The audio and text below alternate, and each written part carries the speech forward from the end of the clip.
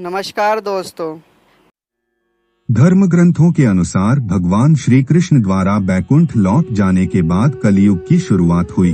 कलयुग एक मानव के रूप में पृथ्वी पर आया और लीला रचकर पांडवों के वंशज राजा को छल लिया।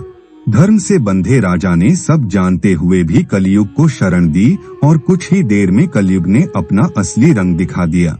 श्री कृष्ण द्वारा पृथ्वी छोड़ देने के बाद पांडव भी हिमालय के रास्ते स्वर्ग चले गए। इससे पहले पांडवों ने अपना राज्य अभिमन्यु और उत्तरा के पुत्र परीक्षित को सौंप दिया। एक दिन राजा परीक्षित शिकार पर जा रहे थे कि रास्ते में उन्हें एक व्यक्ति हाथ में डंडा लिए बैल और गाय को पीटते हुए दिखा। उस बैल के एक पैर था और गाय कामधेनु दिख रही थी। राजा ने अपना रथ रुकवाया और क्रोधित होकर उस व्यक्ति से पूछा, तू कौन अधर्मी है जो निरीह गाय और बैल पर अत्याचार कर रहा है? तेरा कृत्य ही ऐसा है कि तुझे मृत्युदंड मिलना चाहिए। राजा परीक्षित की बात सुनकर कलयुग डर से कांपने लगा।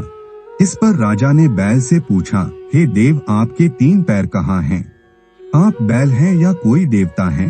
बैल ने कुछ न कहते हुए भी सब कुछ कह दिया और बैल के वचन सुनकर राजा ने कलयुग का वध करने के लिए अपनी तलवार निकाल ली। इस पर कलयुग त्राहि करते हुए राजा परीक्षित के पैरों में गिर गया। राजा अपनी शरण में आए हुए व्यक्ति की हत्या नहीं करते थे, तो उन्होंने कलयुग को जीवन दान दिया। राजा परीक्षित बहुत ज्ञानी भी थे।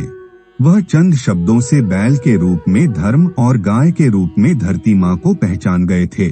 कलयुग को जीवन दान देने के बाद राजा परीक्षित ने कहा, कलयुग, तू ही पाप, झूठ, चोरी, कपट और दरिद्रता का कारण तू ही है। तू मेरी शरण में आया तो मैंने तुझे जीवन दान दिया। अब मेरे राज्य की सीमाओं से दूर निकल जा और कभी लौटकर मत आना। इस पर कलयुग गिड़गिड़ाते हुए विनती करने लगा, महाराज, आपका राज्य तो संपूर्ण पृथ्वी पर है। मैं आपकी शरण में आया हूँ तो मुझे रहने का स्थान भी आप ही दीजिए।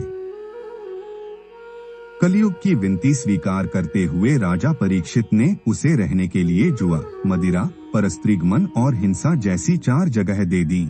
इस पर कलयुग ने विनती की, राजन, ये चारों जगह मेरे लिए पर्याप्त नहीं है, आप एक और स्थान मुझे दीजिए। इस पर राजा ने उसे सोने अर्थात स्वर्ण में रहने की अनुमति दे दी और शिकार के लिए आगे बढ़ गए। कलयुग को स्थान देते समय राजा यह भूल गए कि उन्होंने सिर पर सोने का ही मुकुट पहना है। राजा से स्थान मिलते ही कलयुग तब तो वहां से चला गया, लेकिन थोड़ी देर बाद सूक्ष्म रूप में वापस आया और राजा के मुकुट में बैठ गया। शिकार के रास्ते में राजा को प्यास लगी तो वह शमिक ऋषि के आश्रम में चले गए। उस समय शमिक ऋषि ध्यान में लीन थे और राजा द्वारा पानी मांगे जाने पर भी उन्होंने कोई उत्तर नहीं दिया।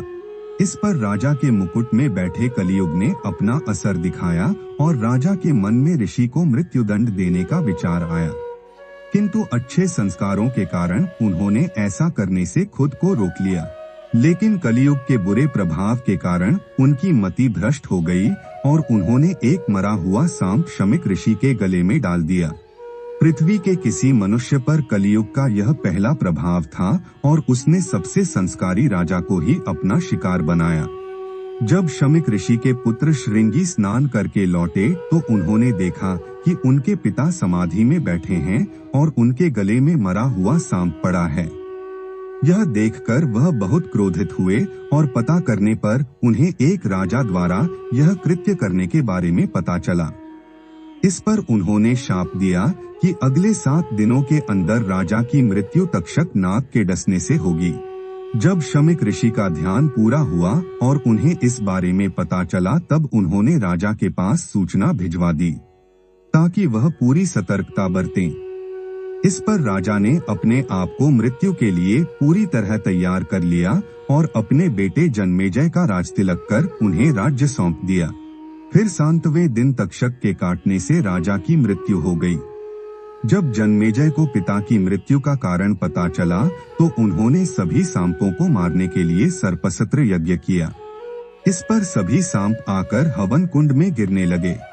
डरे हुए तक्षक ने इंद्र के सिंहासन में लपेटा ले लिया और फिर आस्तिक ऋषि के समझाने पर जन्मेजय ने अपना यज्ञ रोका। फिर पृथ्वी पर इतना सक्षम कोई राजा नहीं बचा जो कलयुग को रोक सके।